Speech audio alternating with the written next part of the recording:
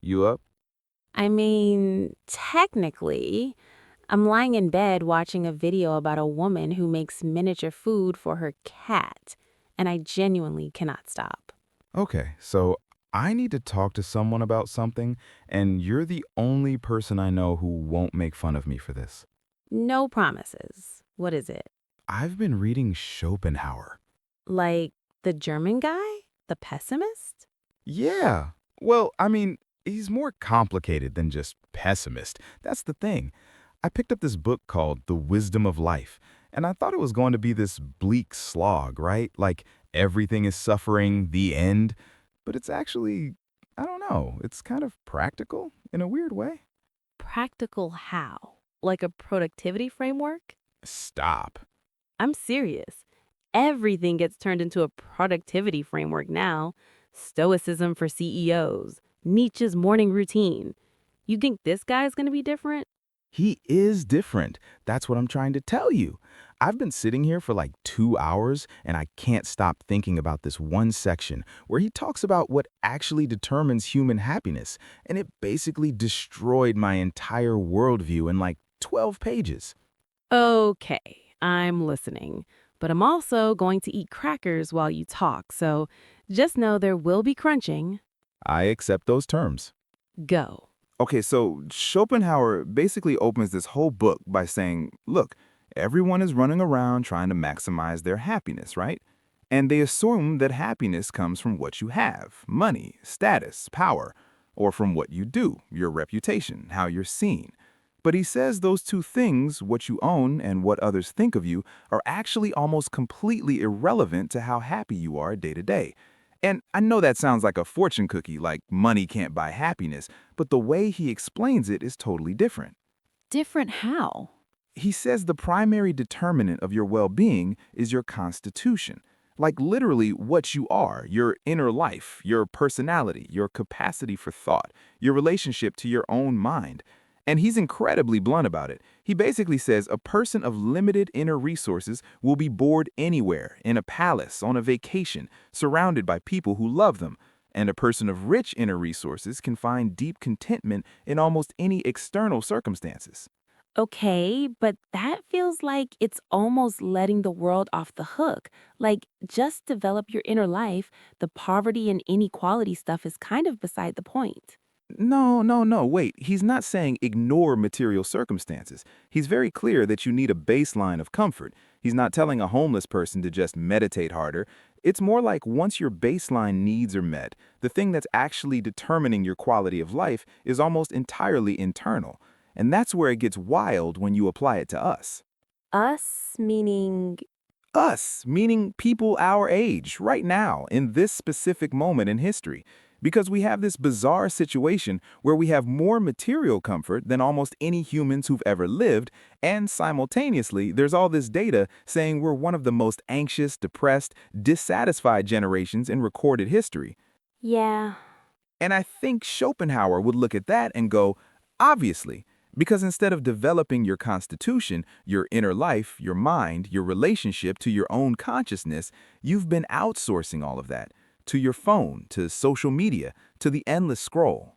That landed differently than I expected. Okay, I'm getting water because I feel like I need to be hydrated for this conversation. Keep going. What does he say about the inner life? What does that even mean specifically? So, this is where it gets structured in a way I really like. He divides the sources of human happiness into three categories.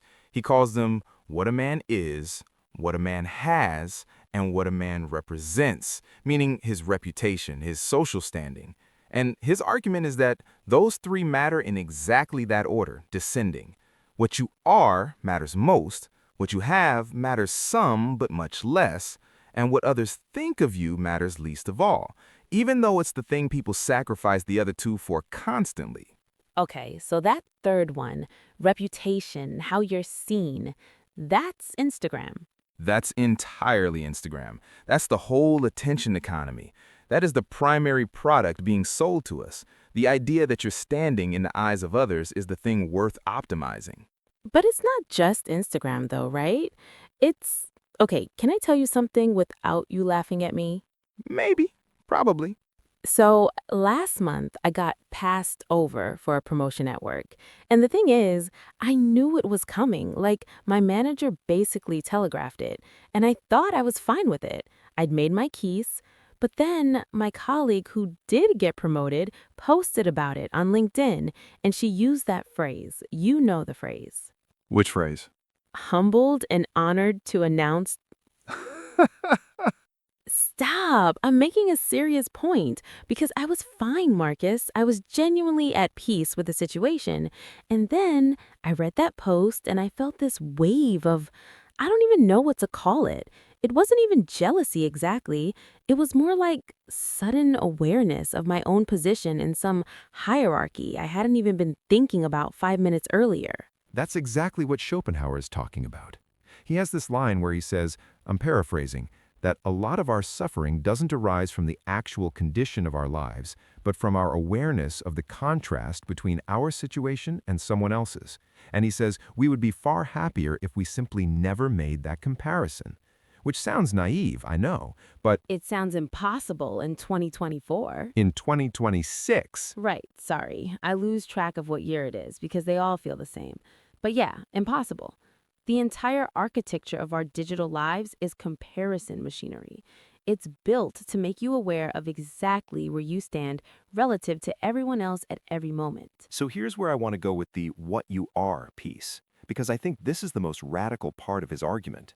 When he says your inner constitution is the primary determinant of happiness, he means your capacity for what he calls noble pleasure, your ability to find genuine satisfaction in thought, in art, in understanding, in creating things. And he's very clear that this capacity is not equally distributed. Some people have it more developed than others.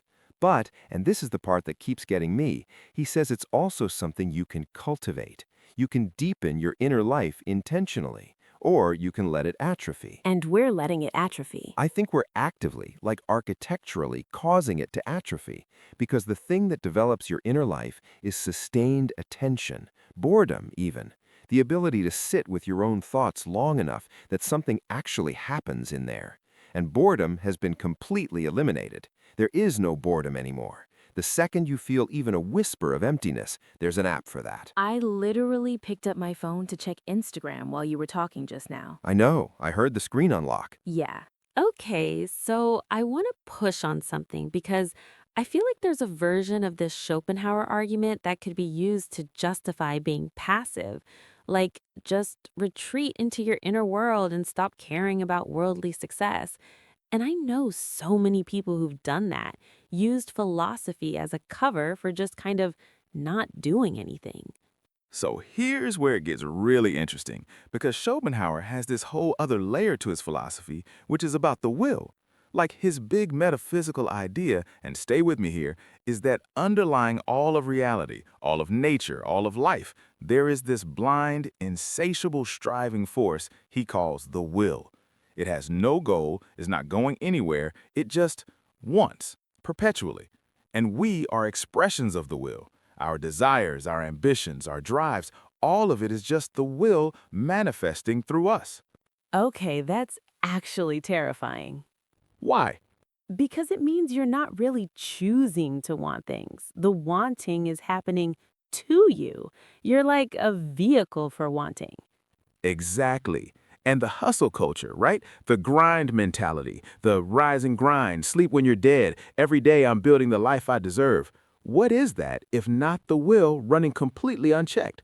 Like the will has found the perfect host in the hustle, bro. No resistance, just pure, undifferentiated striving. The hustle bro as a philosophical archetype. I mean, think about it. What is the promise of hustle culture? It's if you want hard enough, work hard enough, sacrifice enough, you will eventually achieve the thing that makes you happy. You'll get the exit or the followers or the body or the status. And then you'll be satisfied. But you won't be. You never are. Schopenhauer is adamant about this. He says the fulfillment of desire only produces a brief moment of relief, not happiness, just relief from the pain of wanting. And then, immediately, another desire rushes in to fill the void. The will doesn't take a vacation, it just redirects. I worked for a startup for 2 years. You remember this, right? And the whole culture was just relentless. We had this founder who sent emails at 4 a.m., and there was this implicit prestige to being seen in the office late, and I completely bought in. Like I drank the entire vat of Kool-Aid.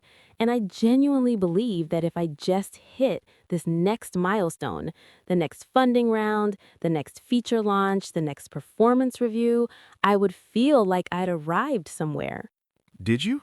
Every time we hit a milestone, there was literally a day, sometimes half a day of celebration, and then immediately this anxiety about the next thing, what we hadn't done yet, where we were still falling short. And I remember one night, we just closed the Series A, and I was sitting in the office at like midnight, eating cold pad thai, and I had this thought, this is it. This is the thing we've been killing ourselves for, and I feel nothing except tired. That's the will. That's Schopenhauer's point exactly. The will never let you arrive because arriving isn't the point. Striving is the point. From the will's perspective, you fulfilling a desire is actually a failure. You stop striving. So what's the answer? Just stop wanting things? He doesn't go full Buddhist exactly, but he has a lot of respect for asceticism, for quieting the will. He thinks aesthetic experience, really losing yourself in music or art or literature, is one of the rare moments where the will briefly falls silent, and he thinks that's the closest most of us get to peace. That's interesting because the things I remember most fondly from that startup period were not the work. They were this one evening where a few of us went to a concert after a long day and just, I don't know, forgot where we were for a couple hours. Right. And Schopenhauer would say that wasn't escapism. That was the most real thing about your week, that moment of the will being quiet. Can I ask you something personal? Worse than what we've already been talking about? Maybe. When you look at your friends' lives on social media, not the LinkedIn stuff, but the actual Instagram, the casual stuff, do you feel like you're seeing real people? No, not really. I mean, I know these people, some of them are my close friends, and there's this version of them that exists online that feels like it's not a lie exactly, but it's like a highlight reel of a person, a curated artifact. Schopenhauer talks about what he calls the phantom of opinion. This idea that we spend enormous psychic energy maintaining a certain image in the minds of other people. And he's pretty brutal about it. He says this is essentially a kind of enslavement. You are working constantly to manage how you're perceived, and the person you're managing this image for doesn't actually exist. You're performing for a generalized, imagined audience that is largely a fiction of your own construction. Oh, that's dark. But accurate? Painfully accurate. Like, I spent probably 45 minutes once choosing which photo to post from a trip. 45 minutes. And during those 45 minutes, I was not experiencing the trip. I was not being present. I was not connecting with the person I was traveling with. I was managing the phantom. And here's the thing. Who was actually harmed by this? Schopenhauer's argument is that you harm yourself most of all, because every unit of energy you spend on reputation management is energy diverted from developing your actual constitution, your actual inner life. The only thing that, by his accounting, actually matters for your well-being. It's like, okay, here's a metaphor. You know how in video games there are these games where you can put your skill points into different things, and if you dump all your points into one stat, you get really good at that thing, but you've neglected everything else? Yes, totally. It feels like our generation has dumped all our skill points into perception management, into being seen as a certain kind of person. And we've completely neglected, I don't know, what's the stat in this metaphor? Inner life? Depth? Schopenhauer would call it intellect. He uses intellect very broadly. He doesn't just mean IQ, he means your capacity for rich subjective experience, for finding beauty, for forming real ideas, for genuine aesthetic and intellectual engagement with the world. And yes, I think we've neglected that stat hard. I'll tell you what scares me most about this. My younger cousins, they're like 19, 20, and the way they relate to their own experience is already mediated by how it'll look. Like they'll do something and immediately think about how to document it, rather than just being in it. And I wonder sometimes if that muscle, the muscle for being in your own experience without performing it, if that muscle is just atrophying in people who grew up this way, like it was never developed in the first place. That might be the bleakest thing either of us has said tonight. I contain multitudes. Okay, here's the other piece of Schopenhauer that I keep coming back to, which is his pendulum metaphor. Are you familiar with this? Nope. Okay, so he has this image where he describes human life as a pendulum swinging between 2 points, pain and boredom. When you're suffering, real need, real want, real lack, you're at one end of the pendulum. When you satisfied your desires and you have nothing to strive for, you immediately swing to the other end, which is boredom. And boredom, he says, is itself a form of suffering. He's very clear about this. Boredom is not neutral. It is actively miserable. It is the experience of the will having nothing to consume. So there's no middle state? Rarely. That's kind of the horror of it. The pendulum is always moving. Brief moments of stillness happen. He says they happen in genuine aesthetic experience, in deep intellectual engagement, occasionally in certain kinds of love, but they're rare. And most of human civilization's entertainment industry exists specifically to paper over the boredom end of the pendulum. Which has now scaled infinitely. Netflix, TikTok, yes, infinite boredom management at zero latency. And here's the perverse thing. Because these tools are so frictionlessly good at filling the void, they actually prevent you from doing the harder, richer thing, which is learning to tolerate the void long enough that something generative happens. Like what? Like actual thought. Like noticing what you actually feel. Like being bored enough that your mind starts to wander into something genuinely interesting. I think a huge portion of human creativity and self-knowledge has historically come from boredom, from not having anything to consume and having to generate experience internally instead. And we've basically eliminated that. You know what I've been noticing lately? I have this 40-minute commute on the subway, and I used to, for years, just scroll my phone the entire time. Headlines, Instagram, whatever. And a few months ago, my phone died before I got on, and I didn't have a charger, and I just had to sit there for 40 minutes with nothing. How was it? The first 10 minutes were genuinely uncomfortable, like a low-grade physical agitation. I kept reaching into my bag, even though I knew the phone was dead. My hand literally couldn't stop going through the motion. Phantom phone syndrome. It's a real thing. But then something shifted, and I started just looking at people, actually looking at them. This older man across from me was reading a paperback, and I spent probably 10 minutes just noticing the way he turned the pages, very carefully, like the book was fragile. And I started wondering about his whole life, where he was going, what the book was, whether he was happy. And I don't know, something happened in me that felt like exercise, like a muscle I hadn't used in a while getting stretched. Attention. You are practicing sustained attention. And it felt almost foreign, which is insane, right? The most basic human cognitive act, just paying attention to the thing in front of you, felt unusual because I had been outsourcing it for so long to whatever was on the screen. Schopenhauer would have a lot to say about that, I think. He's very interested in the relationship between attention and consciousness. He thinks the quality of your inner life is directly proportional to your capacity for directed, willful attention, the ability to choose what you notice and how long you hold it. And he'd say that capacity is a muscle, like he said. It can be trained or it can atrophy.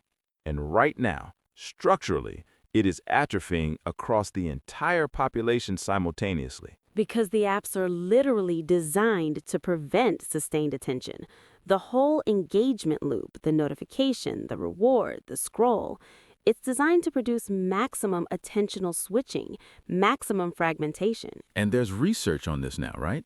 Average attention spans, sustained focus, all declining measurably across the population over the last 20 years. Which correlates exactly with smartphone adoption. Which Schopenhauer predicted in the sense that he identified the mechanism.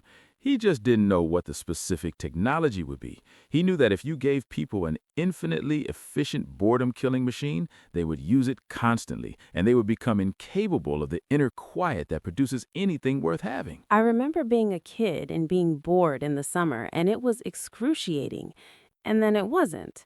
And then I'd start making up elaborate games, or I'd read 3 books in a week because I had nothing else. And I'd come out of those summers feeling like more. like more of a person. Because you'd built something internal. You'd used the boredom as raw material. And now I can't even sit through a 2-minute video without opening another tab. Me either. I timed myself the other day.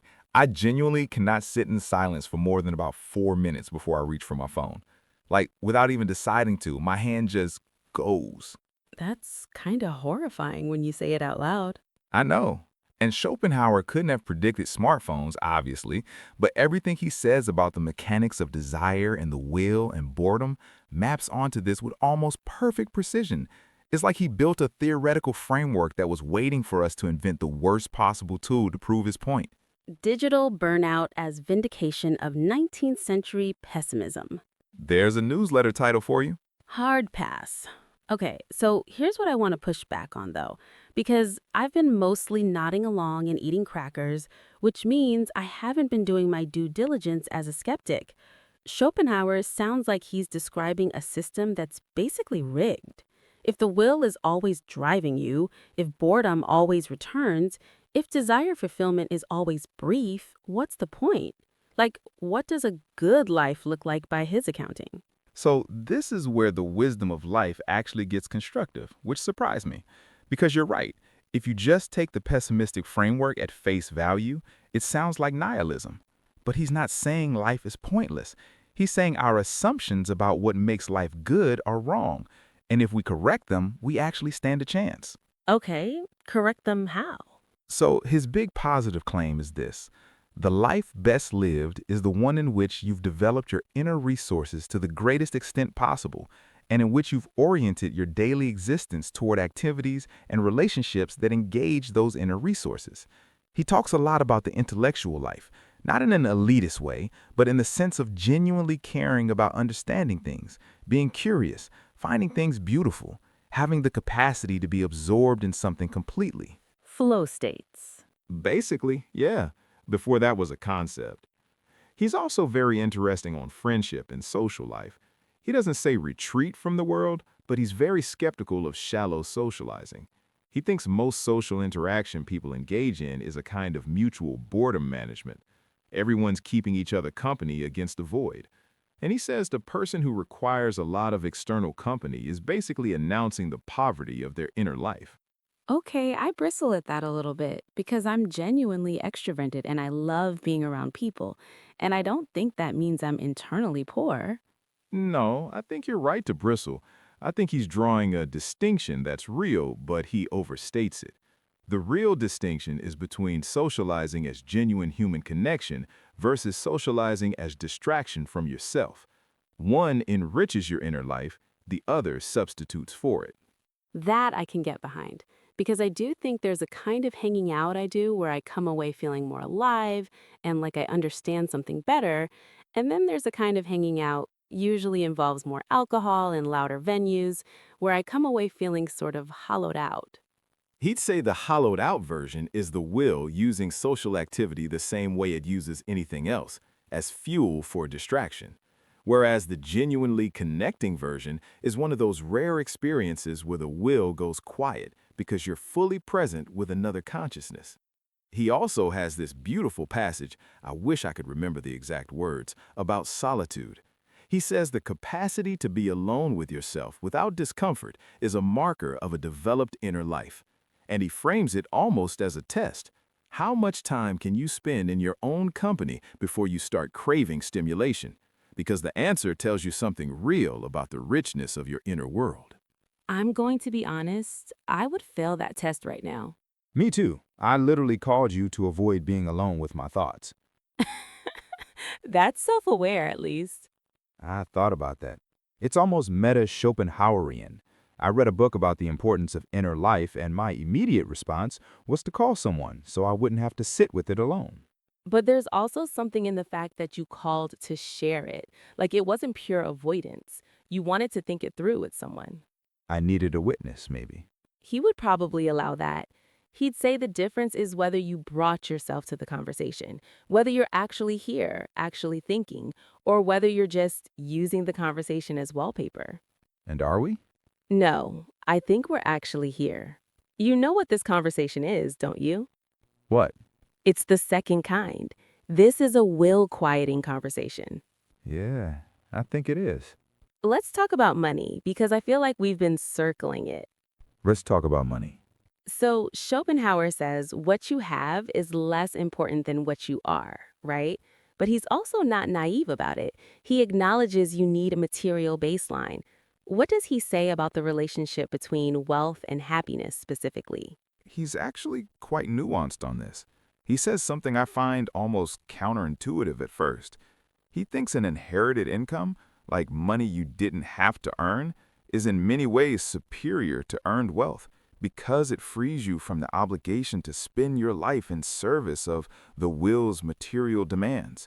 If you don't have to spend 90% of your cognitive and emotional energy earning a living, you have more capacity left over for developing your inner life. That's gonna be an unpopular take. I know, and is deeply unfair as a prescription because obviously that's not available to most people.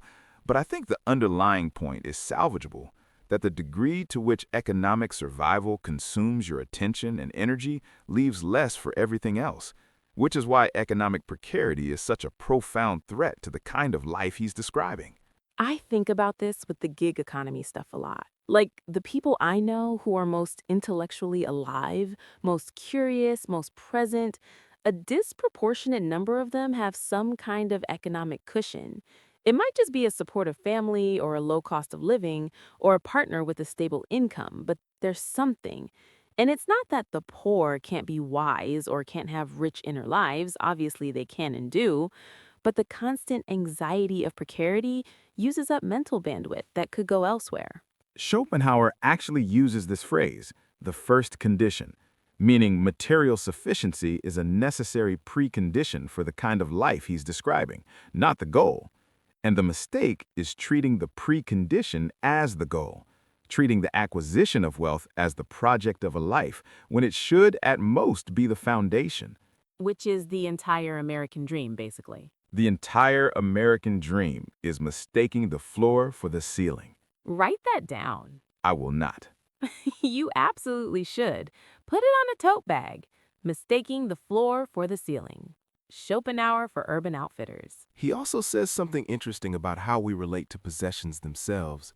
He says we're systematically bad at predicting what will make us happy, and we consistently overestimate the hedonic value of new acquisitions. We get something, and within weeks or months, it's just part of the furniture of our lives, no longer generating any positive experience. The philosopher's version of what psychologists now call the hedonic treadmill. I bought a really nice coffee grinder earlier this year. I was obsessed with it before I got it. I watched YouTube videos about burr grinders for like 3 weeks, and I'm not exaggerating when I tell you I have thought about it maybe twice since it arrived. The grinder is the will. The grinder is the will. The grinder was never about coffee. It was about the wanting of the grinder. I'm genuinely embarrassed by how much this lands. Okay, what does produce lasting positive experience according to him? Things that engage your faculties rather than just satisfying them. Creating things, genuinely understanding things, deep conversations, experiences in nature, great art experienced with real attention. Notice that all of those are things you're doing with your mind, not things that are happening to you. Can I tell you what I've been thinking this whole time, like underneath all of it? Yeah. I've been thinking about my dad. He's in his 60s, and he had this career he was very invested in. Engineer, worked for the same company for 25 years, and he retired 3 years ago. And he just doesn't know what to do with himself. He's not depressed exactly, he's fine, but you can see that he built his whole identity around what he did, around what he had and what he represented at work. And now those things are gone, and what's left is, I don't know.